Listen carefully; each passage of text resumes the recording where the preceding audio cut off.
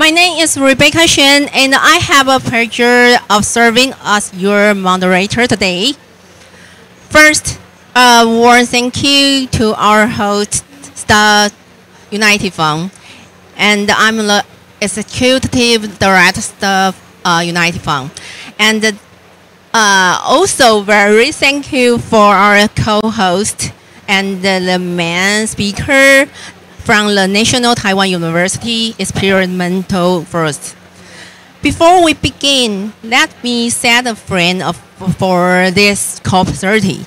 This conference is widely called the Natural COP, and for good reason. We now understand that there is no stable climate without biodiversity. Healthy forests, wetlands, and oceans don't just absorb carbon.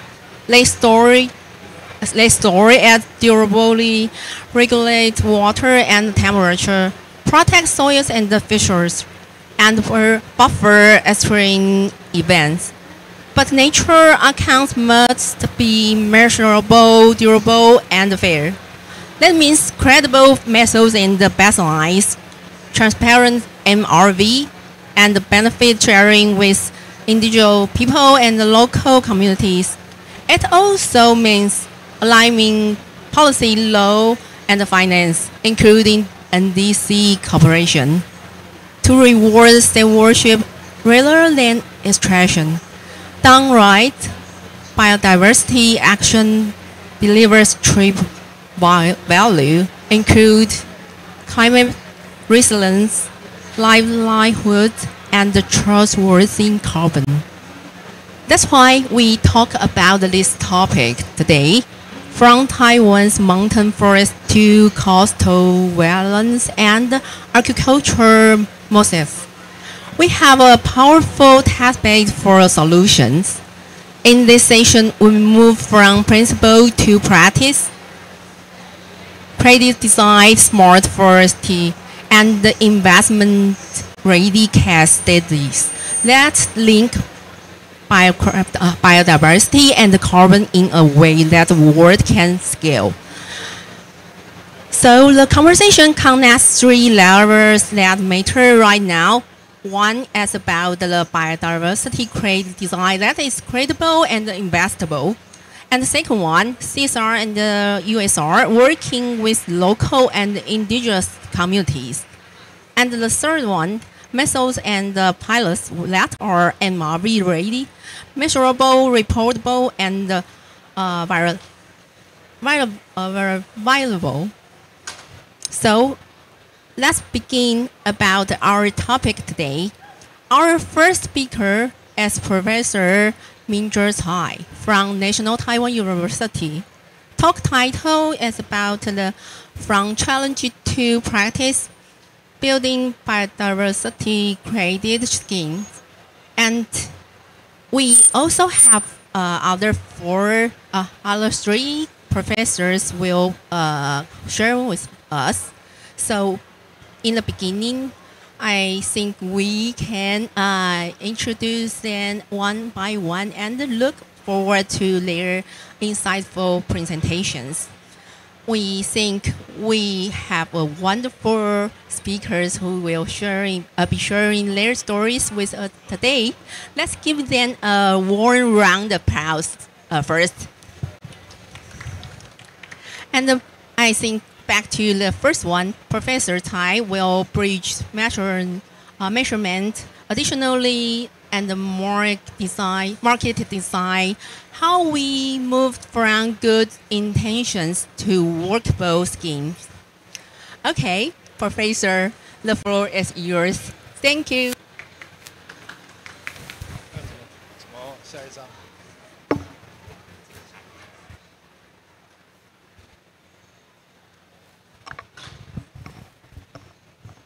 Okay, thank you very much. Good day, ladies and gentlemen. I'm honored to share our experience from Taiwan on from challenges to practice, building biodiversity credit schemes. I'm Dr. Cai from National Taiwan University Experimental Forest, NTUEF. This talk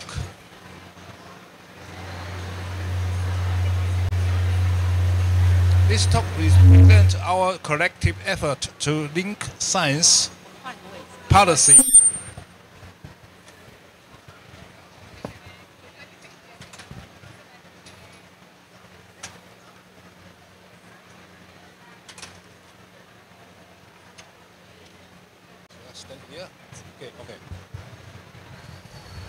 This talk represents our collective effort to link science, policy, and practice toward a nature-positive future.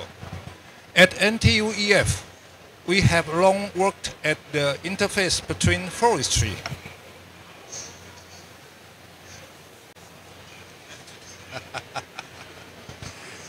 At NTUEF, we have long worked at the interface between forestry, economy, ecology, and the social economics.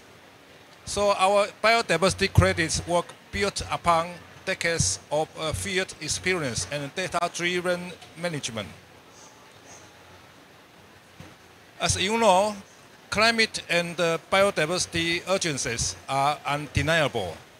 Earth's overshoot date keeps moving earlier. From August last year to July in 2025, humanity is consuming resources as if we had 1.8 Earths. By 2030, climate change can reach an irreversible point. Human activities have already altered 75% of the Earth's land surface, converting 1.9 million square kilometers into farmland. Over 1 million species face extinction. Our oceans are dying, wetlands shrinking, and the ecosystems collapsing. In short, we are living beyond our means. We are borrowing from the future. We are borrowing from the future.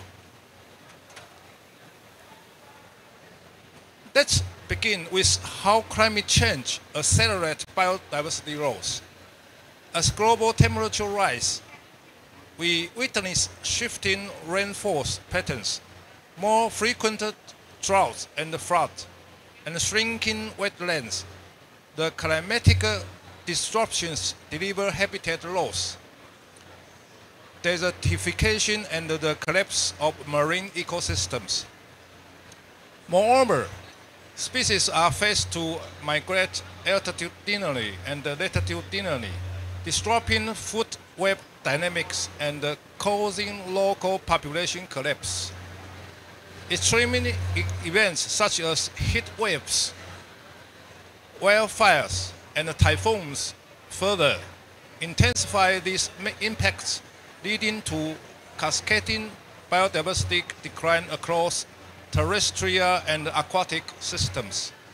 Recent research from East Asia shows that amphibians and mountain plants are especially vulnerable, with many species losing over half of their suitable habitats by 2050 under current warming trends.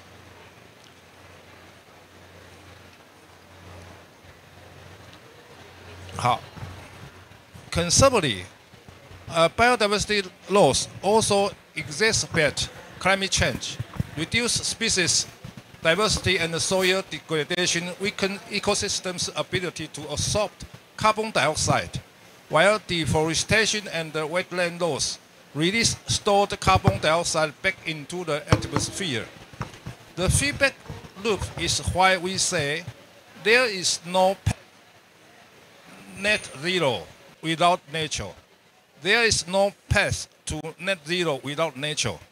Healthy ecosystems are not only biodiversity reservoirs, but also natural climate regulators. As a result, degraded ecosystems become carbon sources instead of carbon sinks, further intensifying global warming. Next, let's take a brief look at how the world is addressing climate change and biodiversity. For climate change, the United Nations leads global efforts through the UNFCCC COP, reviewing countries' progress each year. Nations aimed for net zero emission by 2050 and keep warming below 1.5 degrees Celsius, outlined in their National Determined Contribution, NDCs. For biodiversity, the UNCBD COPs guides global action under the Kunming-Montreal framework, which sets the 30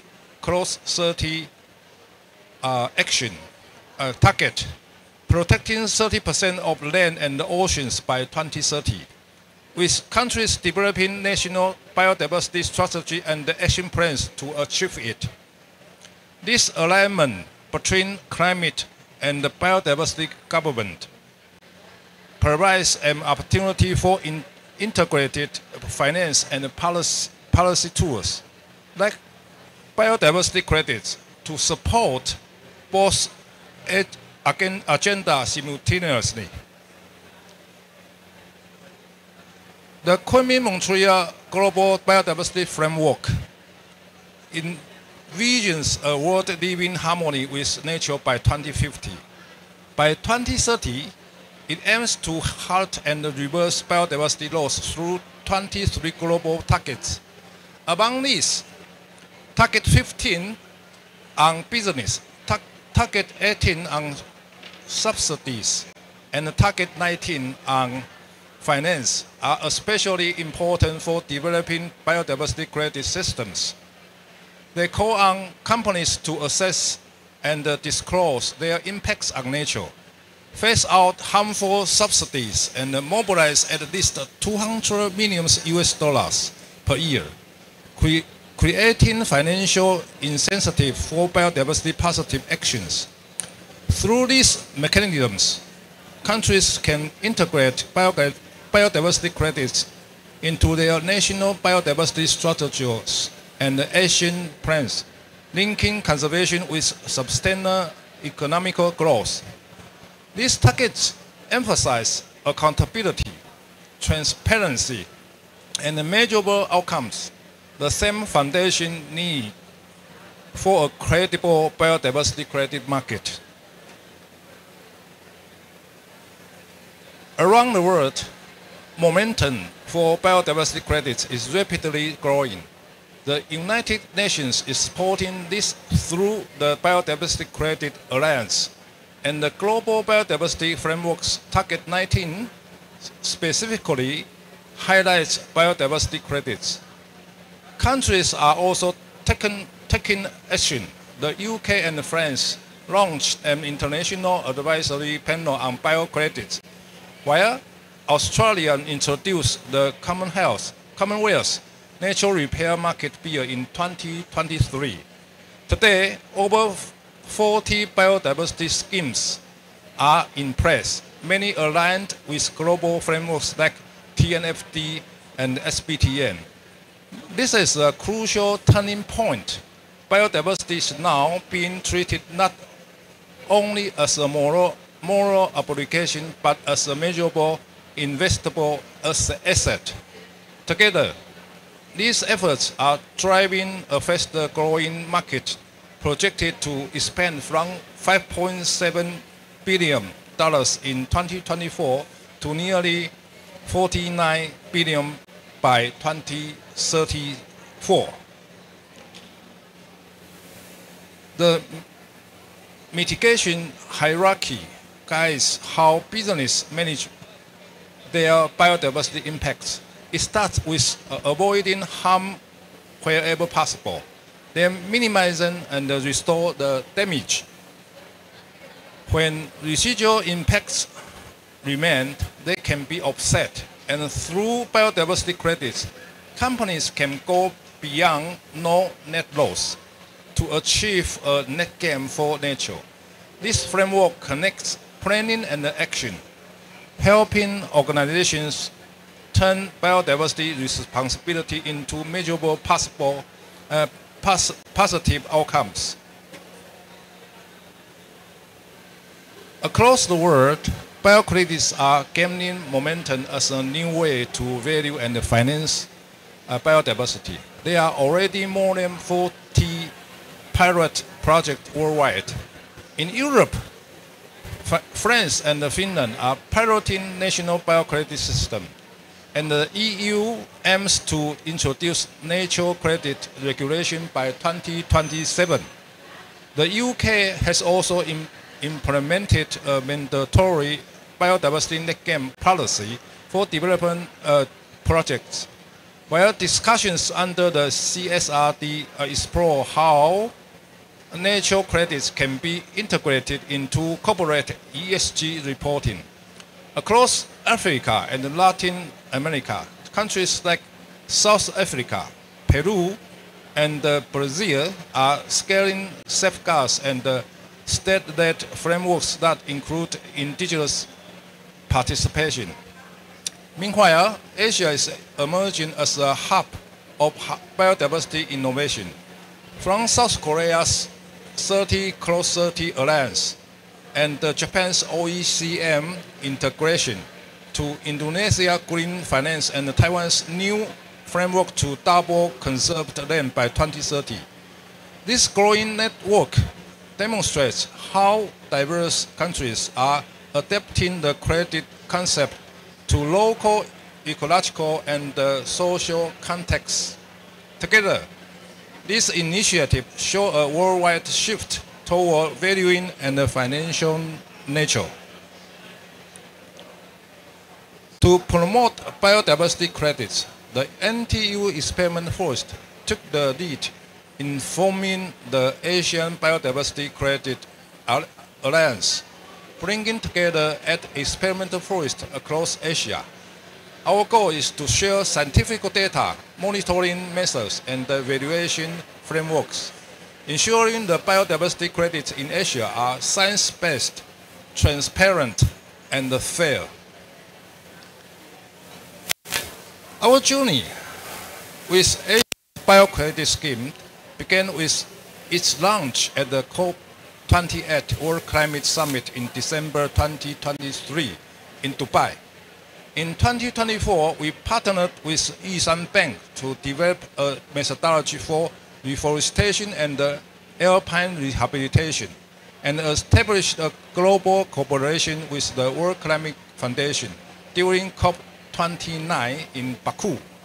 There, we also delivered a keynote to progress and vision for biocredits. Looking ahead to 2025, we have formed an alliance of 8 Asian experimental forests to strengthen regional collaboration. We also initiated new projects, one with Cathay Financial Holdings, focusing on low-altitude reforestation, and another with the Hualien County government, supporting organic agriculture. Each collaboration reflects our belief that biodiversity protection can be both scientifically rigorous and financially viable. These milestones highlight Asia's growing leadership in integrating finance, ecology, and climate action through biocredits. In Taiwan, financial institutions and local government are leading biodiversity credit development through science-based methodology frameworks. Yishan Bank support the alpine reforestation biodiversity credit, covering 29% of Taiwan's land, areas of high endemism, fragile ecosystems, and climate-sensitive habitats. Cathay Financial Holdings supports the frontier region's biodiversity credit, representing 40% of the land rich in biodiversity and ideal for scalable nature-based solutions. Meanwhile, the Hualien County government supports the organic agricultural biodiversity credit, influencing 31% of Taiwan's cropland, regions known as clean water, pure air, and fertile soil. Biodiversity finance represents the next frontier going beyond carbon. Asia is uniquely positioned to lead with science-based credits, mobilizing private capital and setting inclusive standards.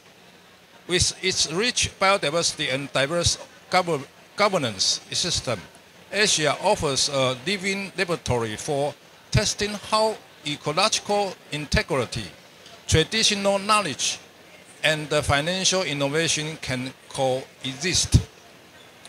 Achieving the 2030 goals will demands a transformative approach, aligning capital, culture, and conservation to secure a sustainable future. Join the ABCA coalition, bringing together science, business, and indigenous wisdom, make biodiversity investment a lasting legacy for Asia and drive systematic change before 2030. Looking ahead, the NTUEF initiated ABCA will serve as a starting point to academic collaboration, fostering mutual recognition and cross-border cooperation in developing biodiversity credits. We invite universities, research institutes, and enterprises to join force, not only to create credits, but to co-create new pathways for nature and people. Friends, let's work together to make biodiversity investment not just a financial instrument, but a lasting legacy for Asia and for the world. Nature is our greatest ally. Let's protect it, restore it, and value it together. NTUEF and the partners of ABCD have stepped up to stand on the side of nature, using scientific data to speak to all of the humanity. NTUEF for nature. Nature for the future. Thank you very much.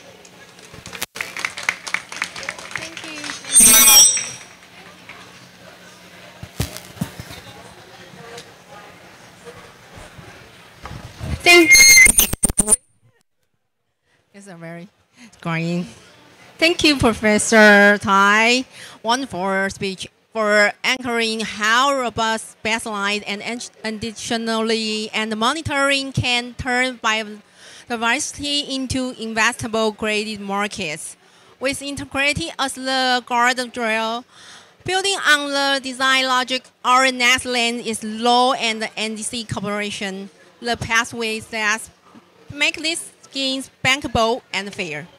With that, please join me in welcoming Oliver Ritchie, Director of Legal Affairs and NDC Partnership at Balance. And let me introduce a little bit Oliver. Oliver leads legal strategy and government partnership at Balance, integrating biodiversity and social equity into climate finance. A Cambridge-trained lawyer and the former Reed Smith associate, he brings international experience across diplomacy, law, and sustainability. He speaks 5 languages. Oh, it's so amazing. And is active in global policy networks, including Global Changemakers and AGYLE, right? And today he will speak on this topic, 3 pillars, 1 asset, restores nature, sustains communities, removes carbon beyond offsets. Oliver, welcome. And the floor is yours. Thank you. You can use this one or...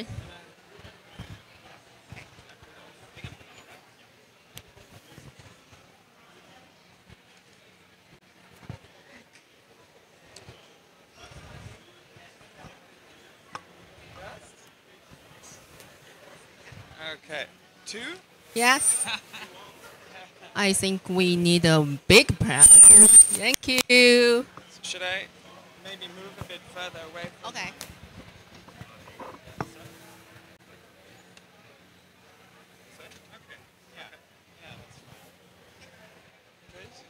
Is it recording? Yeah.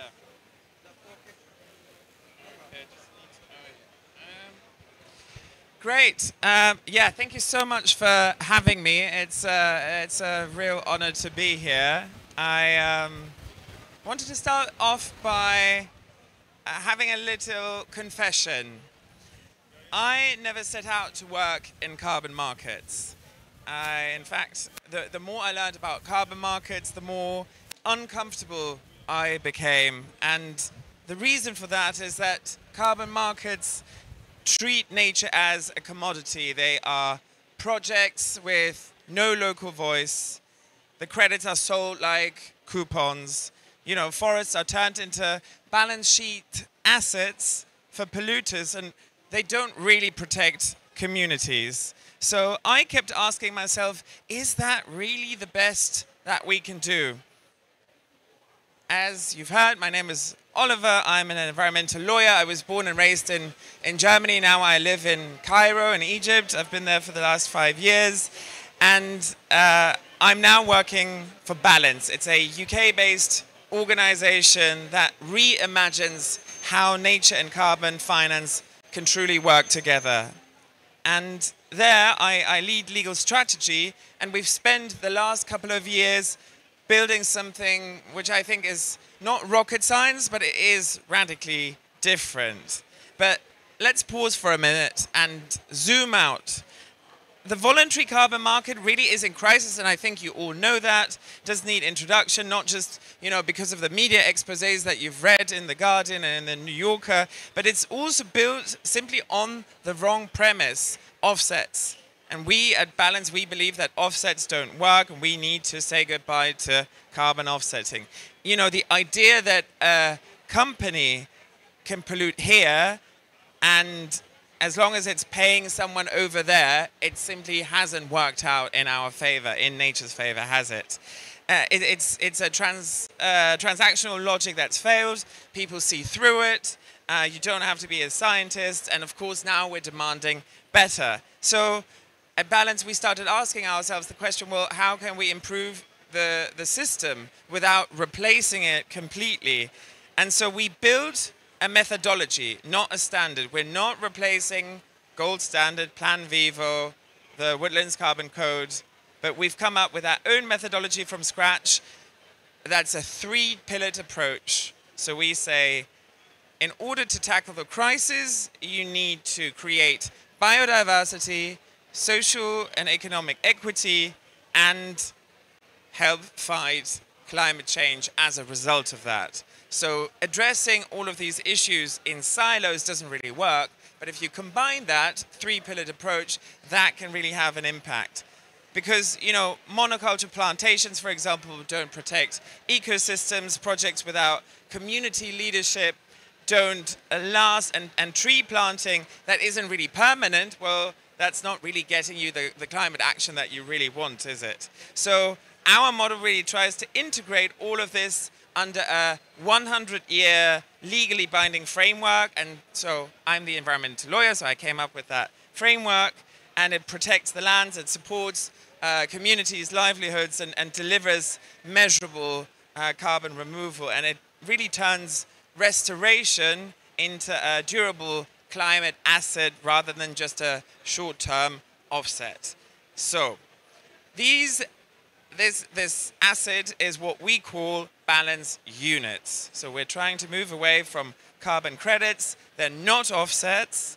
They're proof of restoration, if you will, of biodiversity creation, they're proof of equity, and they're proof of fight against climate change. So every unit represents land that's been protected for 100 years, because that needs to be in harmony with a radiative forcing cycle of CO2. It takes 50 years for carbon to go up into the atmosphere and 50 years to go down.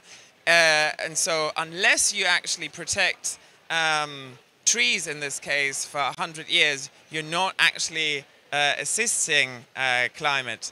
And what's exciting is that governments can integrate balance units into their nationally determined contributions. I will get onto the NDC part in a little while, but also companies can fund them to support high integrity climate action without having to rely on offsets. So it's not just a concept, it's a peer-reviewed methodology. We ended up publishing that in the International Journal of Sustainable Energy a year and a half ago. And this legal contract that I talked about is essentially broken down into 6 points. It's basically the basis that forms our 3-pillared approach. Going quickly through it, you already heard about the 100 years. So we also make sure that native species are planted. We look at afforestation and reforestation projects where they actually belong, because too many trees are just planted in random locations, credits get harvested, and afterwards the trees die, which is again a mess, and it doesn't work. We also believe that 40% of the money that the projects generate need to be reinvested into the communities that they serve. Indigenous local communities very often do not see any of the benefits of the projects. You know, Western companies coming in, extracting the resources, and indigenous people are left without anything. And so we say at least 40% need to be reinvested locally. It creates local income streams through, for example, ecoforestry, ecotourism, beekeeping, you name it. And it really recreates that income that allows local communities to also help protect the land that they've helped to restore.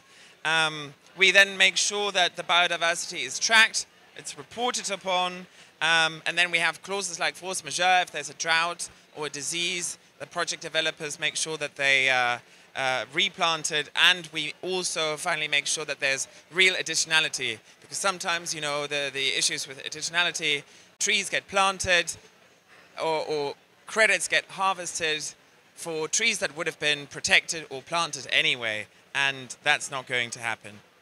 So this is what we call half a balance unit. Once we find project developers, so we're looking for high quality project developers that meet those 6 points, that's half a balance unit. To make that a whole balance unit, we then say we are going to marry the planting of the tree. For example, if a UK-based company were to come to us and say, we would like to invest 10,000 balance units in your Honduras project, then of course they're creating biodiversity in Honduras, but we're also going to marry those 10,000 trees with the planting of 10,000 trees in country, near the customer in the UK. So we're planting 10,000 trees where they are, and that creates biodiversity that allows them to see biodiversity in action, because we don't just want them to slap it into their CSR reports. And that creates, you know, this extra tree initiative creates a whole balance unit. So this is an approach that basically can be adopted by companies. So we're on the one hand looking for companies that can meet those project development ideas and frameworks. And then what we've also come up with, and I think this is very relevant here for Taiwan in particular, is governments. Governments can actually start generating balance units from scratch, from their lands, by integrating these balance units into their national climate strategies, into their NDCs, because it's interoperable with the old system. So we're not replacing it, because, you know, we're still using the carbon credit. We're just adding an additional layer on top, and a high due diligence layer through our methodology. So unlike offsets, balance units are never used to cancel out emissions altogether. They represent a verified impact, and both governments and companies can play a role. So I just wanted to talk a little bit about NDCs and why they matter, and why we think that this is a new approach here. Because most countries have huge nature-based climate potential, but they don't have access to climate finance unless they turn to carbon credit markets or international donors, and these carbon markets, again, don't really work. So we said, well, what if, you know, you use the land that you've got. Here, take our methodology, take our balance methodology, and create balance units from scratch, sort of like a guiding manual, you know, so that international funders and buyers who want to support high integrity, sovereign-led climate action could then purchase that off the government through us facilitating that. So it turns a country's essential restoration efforts into a structured, sovereign, new climate asset that the country then owns. And, you know, international funding would flow to the governments, that would increase their borrowing rates, and it would really turn this idea around of us just having to look for project developers, but actually countries being the ones to create those balance units from scratch. We, in fact, earlier this year, we launched an official NDC working group that was just after last year's COP, and it's become a small coalition of countries. We're now working with Nigeria, Uganda, Bhutan, Oman, a couple of other countries, UN agencies and academics and NGOs, and we explore how we can integrate those balance units into NDC implementation. So we've had a session in May and September and just before COP 2 weeks ago. And our goal is really to co-develop country-specific roadmaps so nations can issue, own and benefit from their own balance units. And so we're now here at COP30, where we invite countries like Taiwan to join us officially, because the beauty of it is we're not replacing the system, we're just making it fit for purpose. It's still interoperable with Article 6 because the carbon credit is still the underlying mechanism, but we still think that 98% of the carbon credits in the market are not fit for purpose, so the countries can actually create those those balance units from scratch using our guidebook, if you will. And so how this would look like as a case study, for example, we're now working with Uganda. Hopefully they're going to come on board very soon. It's an East African nation with, you know, incredible biodiversity and major reforestation goals, and through balance they're assessing how they can transform degraded land into this legally protected, biodiversity rich, carbon sequestering forest, if you will, and that's aligned with their national targets and verified under our methodology. So it kills several birds with one stone. So the result would be, you know, biodiversity creation, social and economic equity, and helping fight climate change. And that's the only way to really extract that resource from those countries, because they own it as a new national asset. Yeah, and for example, Taiwan could be next. Taiwan has, you know, world-class scientists. It's got a very vibrant civil society and a very strong public mandate for climate action.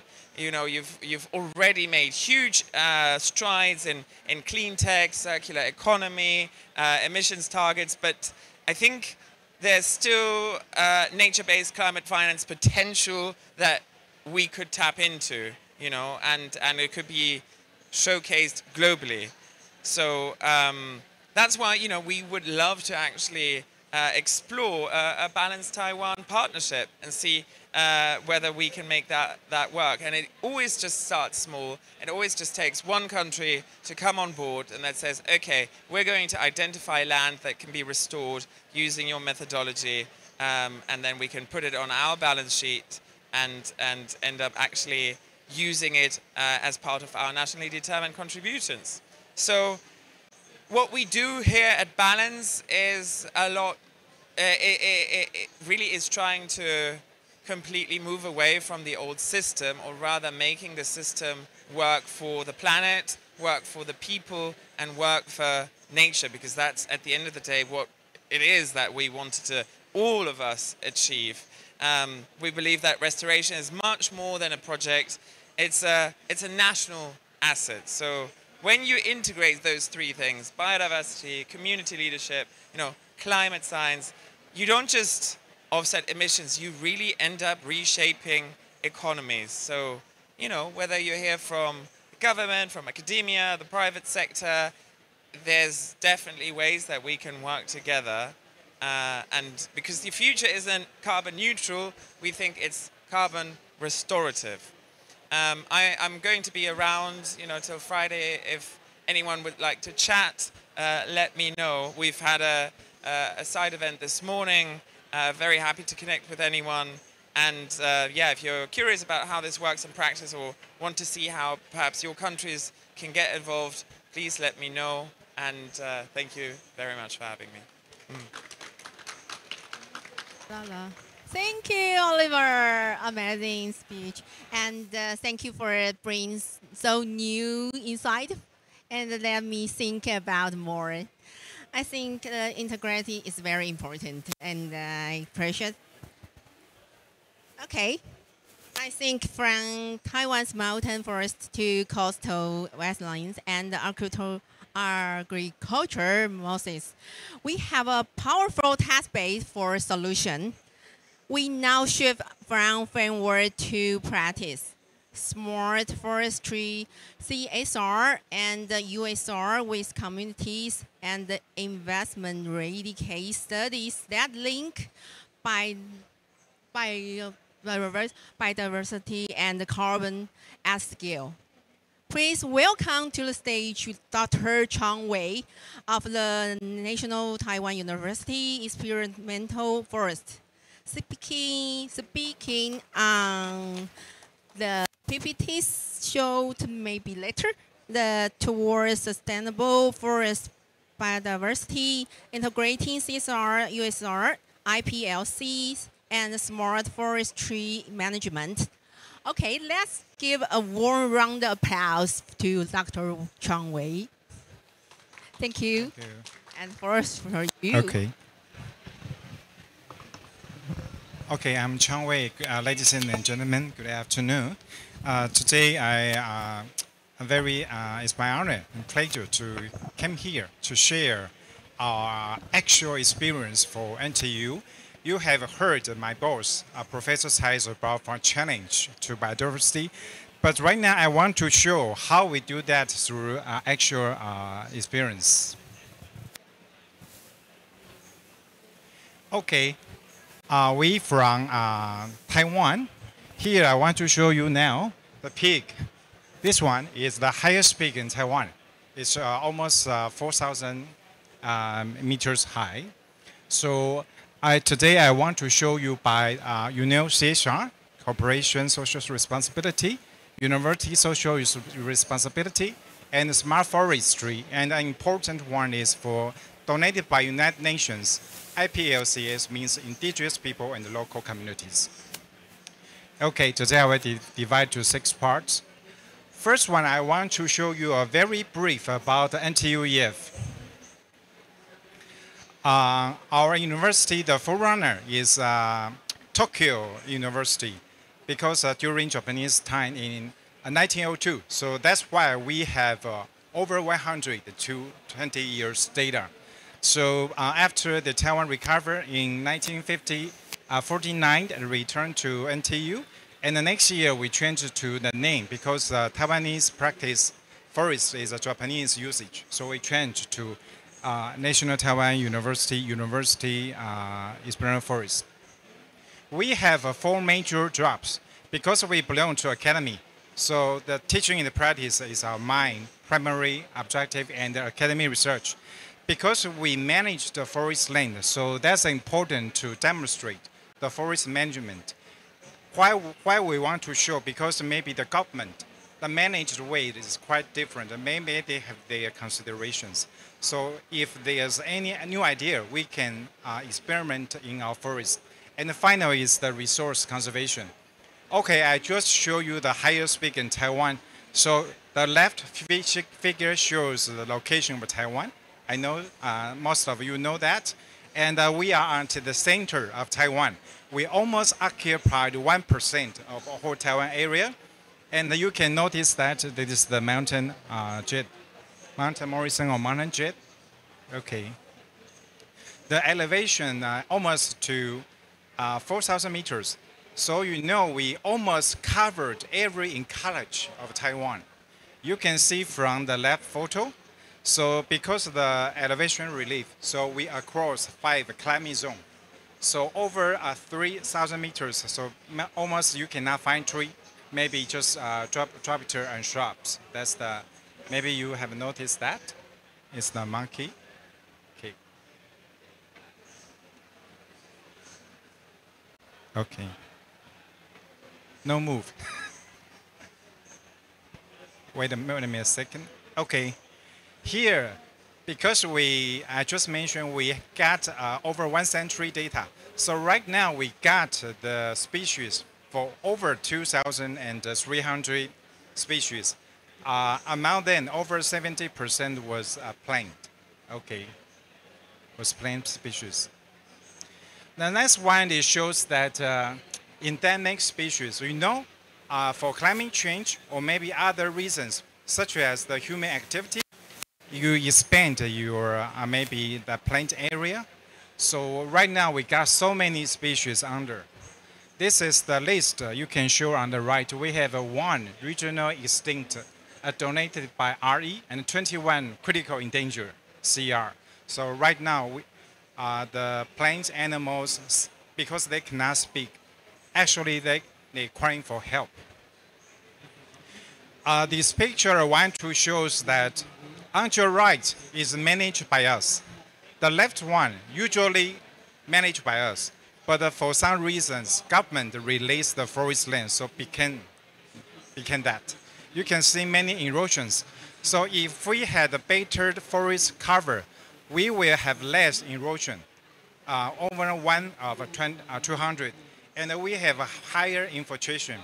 That means forests can hold much water, soil hold much water, and we can cause a larger ecological flow that will benefit for aquatic species.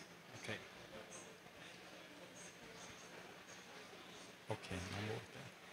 Second, I want to show you the CSR. This is Dr. Chang here. Okay, so during the past 3 decades, I think over 80 companies have joined our project. That's the example for the plantation. We, in addition to plant on the forest, we also expand to the jewelry. This is more on the plain vegetation.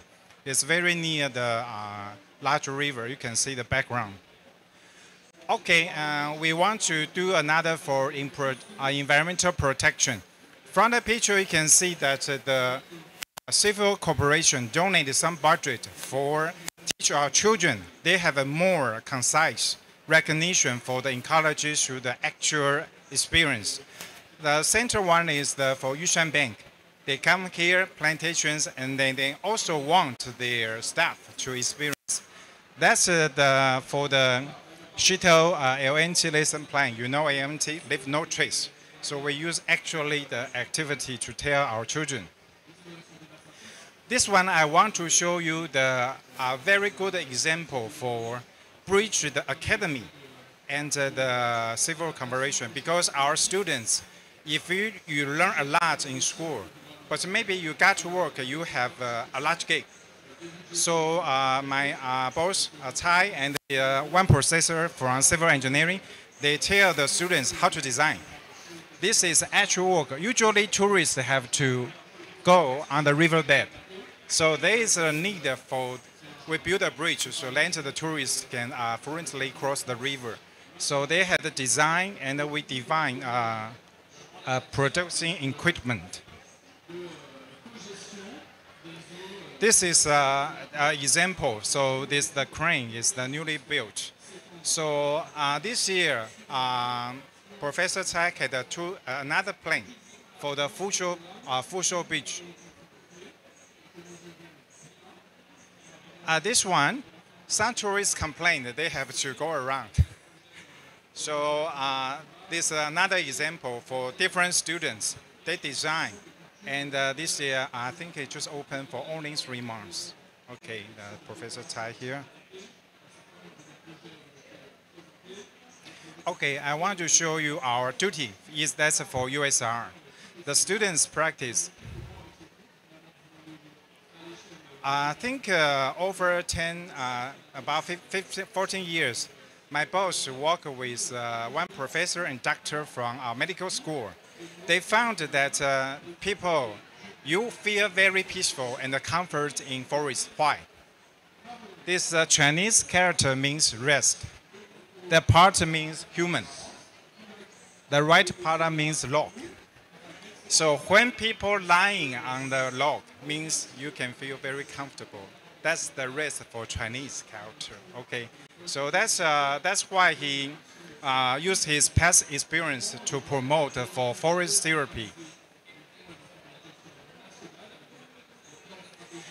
His research team had already published over 10 more SCI papers and many other journals. So really, in fact, I want to show you, not show the picture, because people, we promotion on the media. So many tourists knew that the camp forests, they have such effect. And we have been proven by the medical school and the medical evidence. Okay, the other for the USI is that we have this knowledge, but we expand the knowledge to the adjacent community. So that is the mayor for our neighbor.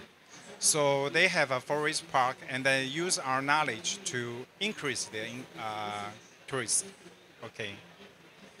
That's I show you that for the environmental education.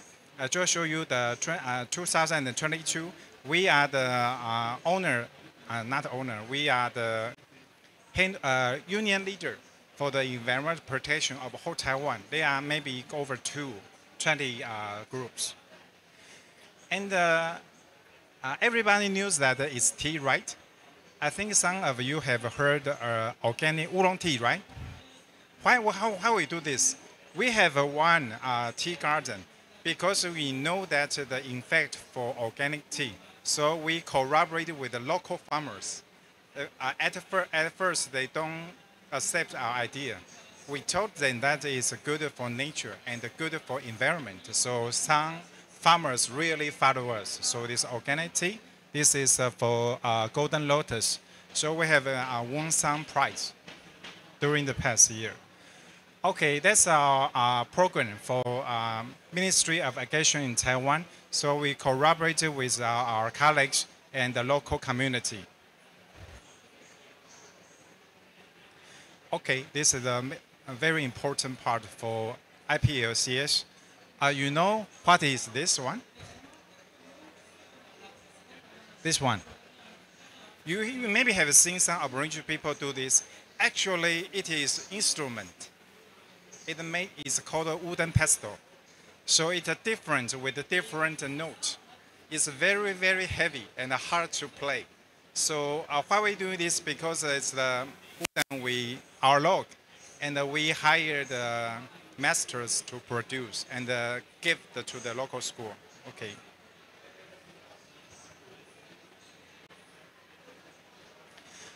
This is a prosperity program. It's initiated by Professor Tsai in 2015 because that in the past we pay little attention for the local communities and the indigenous people. So we figure out what can we do. It's for local school, and we have trained many Aboriginal young guys to do wooden work. We have a factory. So some, I think over 30, they have a certificate for wooden works.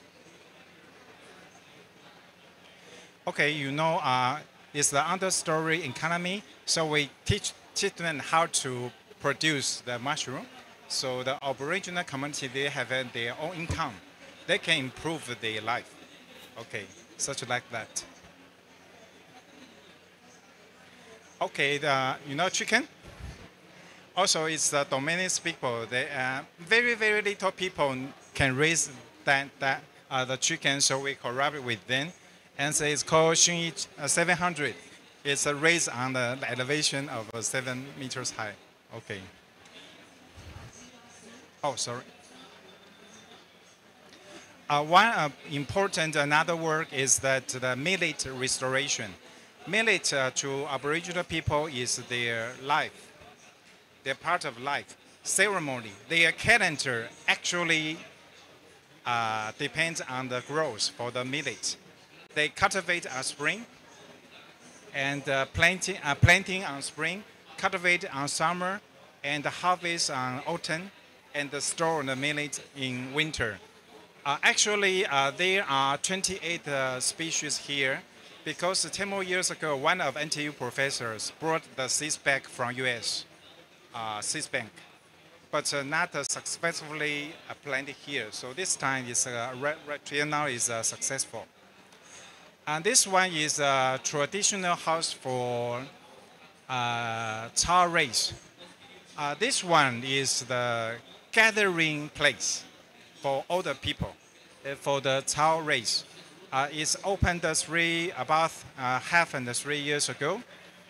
Before the ceremony, our friend told me that an elder, about 70 years old, woman, she just stand in front of the house and don't walk and just left to tears. He never thought about in rest of his life, she had seen it again. So I think it is very important for the indigenous people. Another one right now is under construction. I just mentioned to Chao. This is for Bunong. Bunong uses stone. So it's a stone slab. So because here belong in Yushan National Park, we have to make a very clear plantation. One is we have to visit for local elders. If they agree or disagree with this project, and we have to survey the sites and do ecological check. So fortunately, we have found 6 plants. And this summer, we just have an opening ceremony. It's very important to them because they sing together to tell their ancestors, here we want to rebuild their house. Okay, this is the final part for smart forestry. According to the European scientists, they found that if you use a smart way to manage your forest, your carbon sequestration can increase 15%. So that's why we want to use the state-of-the-art technique to manage our forest land. First part, right now is very popular for UAV, infrared UAV. And we have in-labs photo for monitoring illegal logging. So this may be bad guy, just maybe bad guys. Okay, we have auto selling machines in our forest park and a future house, and auto selling tickets for parking lots. Second one, we have tried to smart raising bees. Bees are very important to us, right? Because right now many species die. Sir, can you take this one? Using mouse to take this one.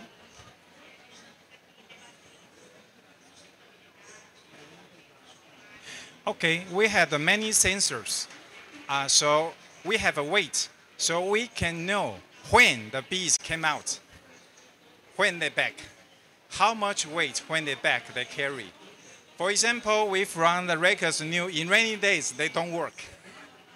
So we can calculate the total amount. So we have sensors, weight sensor, okay, from the humidity and temperature. Oh, sorry. Okay, new example is started from last year. We have a forest park. We had many wildlife, such like a monkey and a squirrel. Tourists are very happy, especially their kids. When they get to the forest, they want to feed the squirrel or monkey because they will come back. So we can photo, right? Even our kids. So maybe we want to figure out a way how to reduce the interference for the wildlife. Because in Shito, our squirrels are very, very fat, just like me. Too many food for them. And maybe some monkeys may have been the way to attack. If you just break a plastic bag, the sound maybe increase their interest. I don't know how to say in English. So we want to monitor the interaction. So count the numbers and between human. Second one is very important that it is the forest park. The red one is with the highest temperature. That means we have hotels and a civil house in forest. At night, they will still open the light. So that will cause the heat island in the forest. So that will be interfere the night wildlife, especially for they are very sensitive. This is another example for the cloud. According to my colleagues, you know the cloud, local climate change really happens because my colleagues told me in the last 10 years, the cloud reduced 50% compared with the previous 10 years.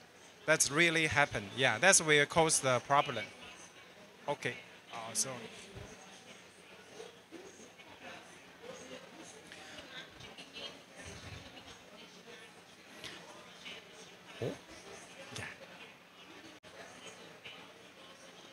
Oh, okay. Okay, I'll skip that. I just you have seen the picture. That means auto system for blocking dirty water. You know, in forest, the water source is from the mountain. We have a problem is that every time we open our tap, then we know that water is dirty. But then we waste a lot of time. So my colleagues design a system so that you can detect the turbidity. If we over a threshold, it will block the inlet. Okay, so we have already blocked for 28 times. Okay, that's the last future prospects.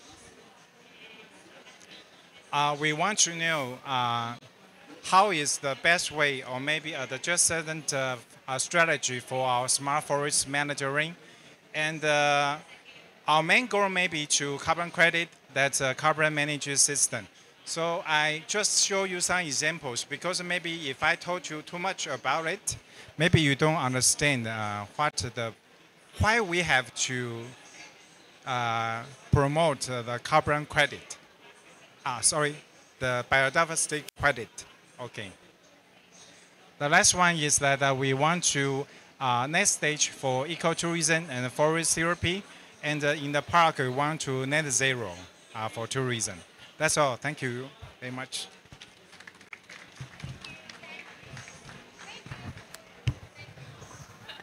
Thank you very much for Dr. Wei, amazing speech, and for showing how CSR, USR, IPLC partnership and smart forestry align stewardship with governance and finance. Turning care for first into measurable, durable outcomes. And I also very appreciate because we think we can see a lot of interesting picture, right? And we can see very interesting topic and the stories.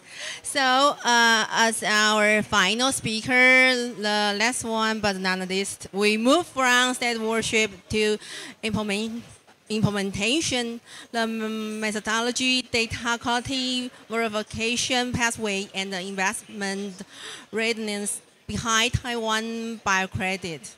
Please welcome to the stage Dr. Paul Nen Chuang of the NTU Experimental Forest, speaking on implementation of Taiwan yes. And topic is the implementation of biocredit methodology and the case studies. And let's give a round of applause again. Thank you, Rebecca. Hi everyone, I'm the last one, but please pay attention. Yeah, I just spend a little bit time. I will introduce about the implementation of biocredit methodology and the case studies. Maybe I'm should to shift here to make the voice louder. And before that, we were talking about from the carbon neutrality to the nature positive. in the past, in the 20 years, in the 25 years, we just talking about a carbon credit from the Kyoto Protocol. At the CDM, we got the carbon credit. But in recently, this 3 years, we just talking about carbon neutrality. So from the net zero. But in here recently, we focus not only to the carbon neutrality, but also notice about the biodiversity. So that's why we're talking about that, because not just only the carbon neutrality, but cannot save the biology or make the biodiversity is very difficult to sustain all the lives. So right now, the biodiversity finance is essential for the resilience ecosystem and the long-term cooperative responsibility. Because to sustain the ecosystem is not only to the human being effort, but maybe can conduct some financial into that. We can make more possibility to sustain more ecosystem. So how to do that? Sometimes we're talking about biodiversity. We just want to make it more, make it better. But how to do that? Everyone say we can do that, but maybe just focus on the star animals, maybe the bear, maybe the polar bear, but forget about or ignore about all the ecosystem. So from the science, we use in the science-based biocredit methodology, we can create more and more fair the estimation method.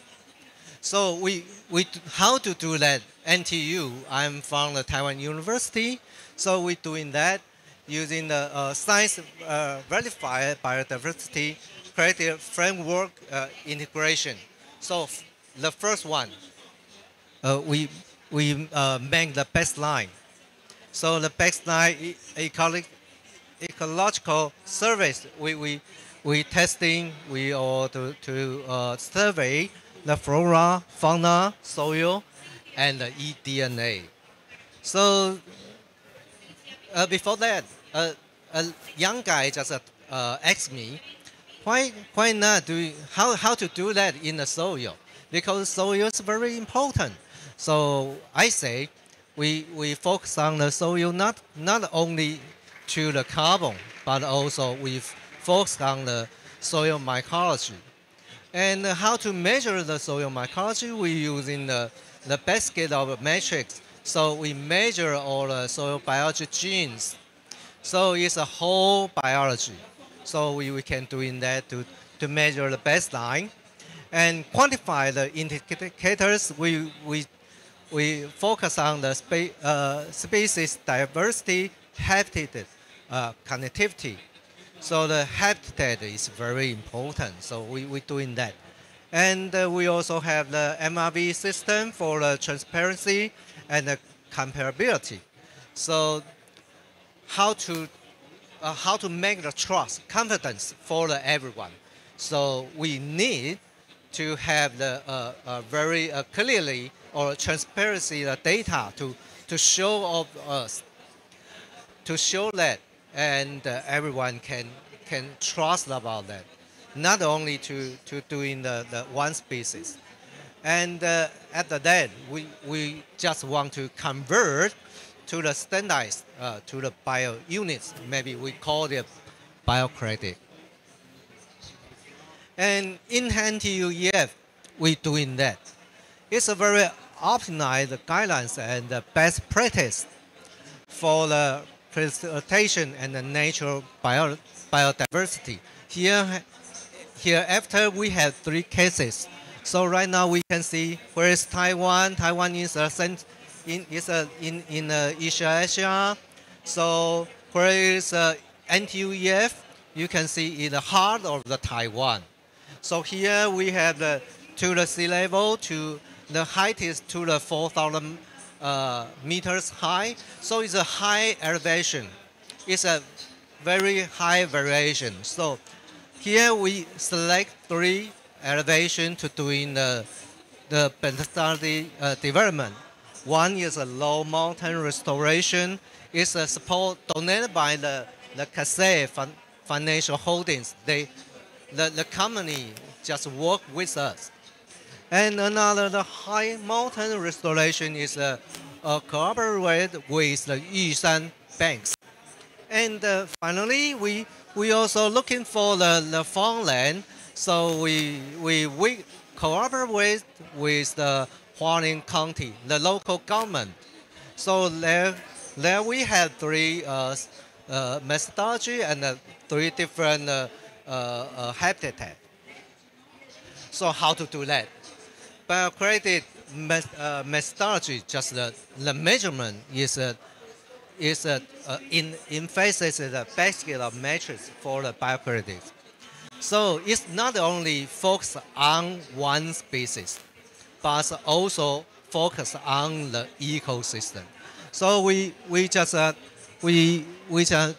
focus on the structural metrics, just like canopy cover, species richness, and also we have non-structural metrics.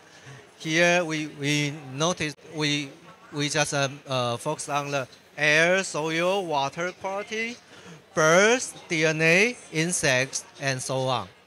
And then we just convert to the relative abundance.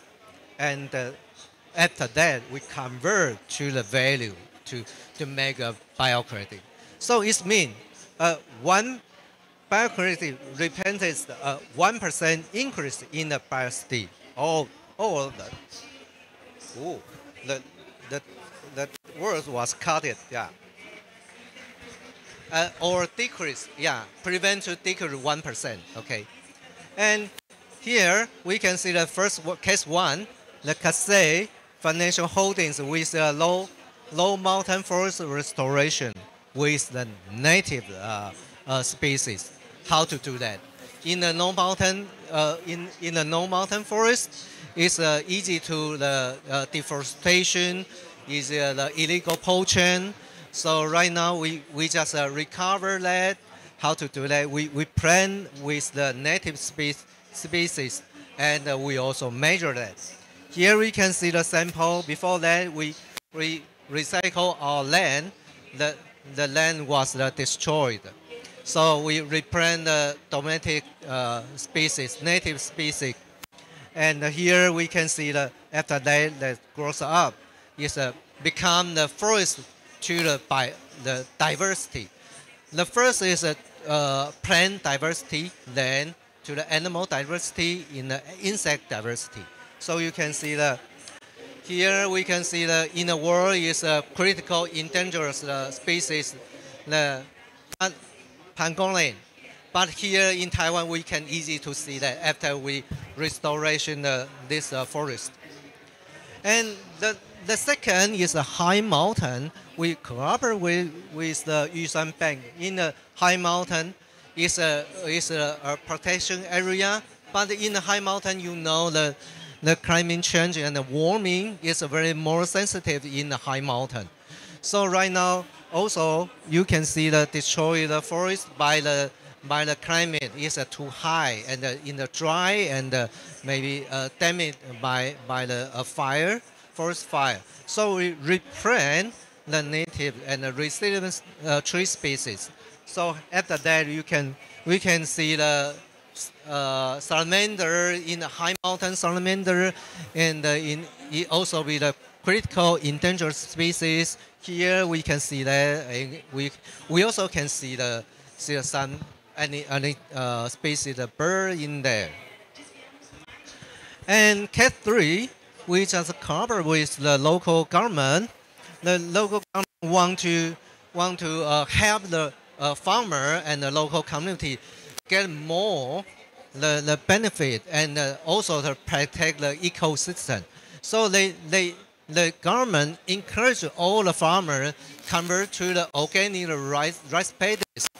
And we also see, after we monitor that, you can see when we dig in the soil, and you can see the earthworm very easily.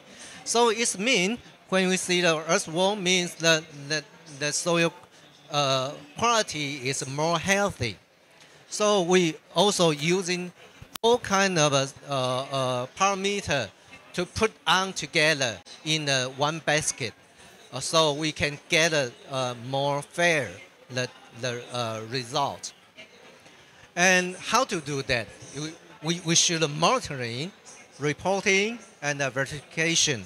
So in the first, we monitor with a long time.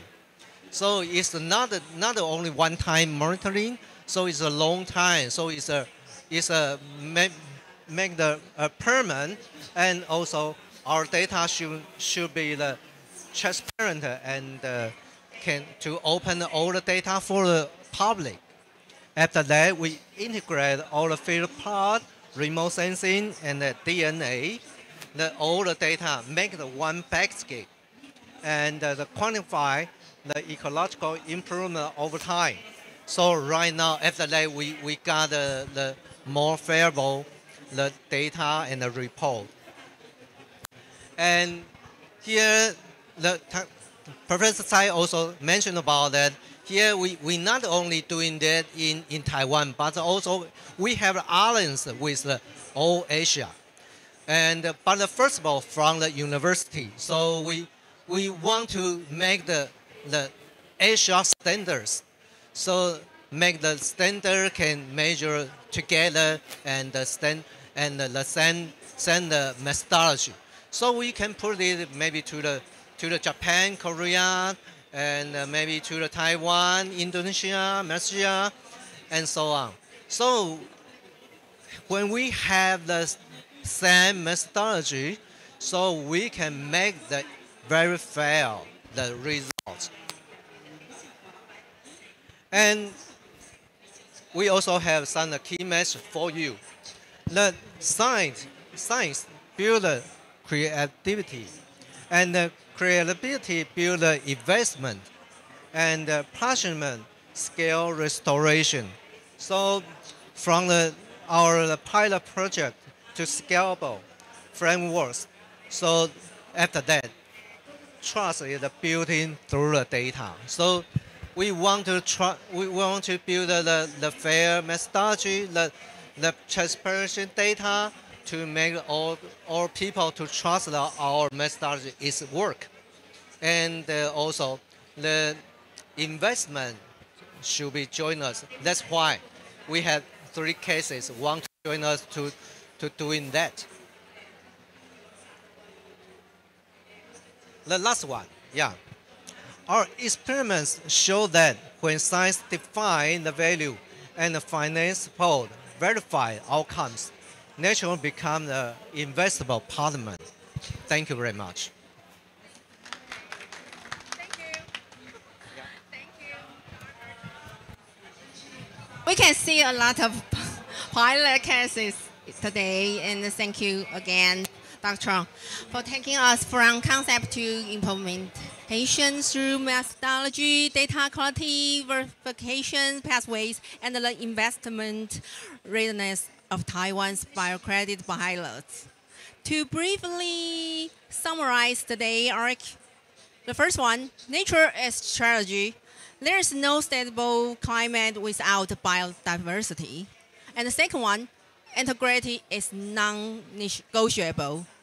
Clear baseline, additionally transparent MRV, and fair benefit sharing with IPLCS.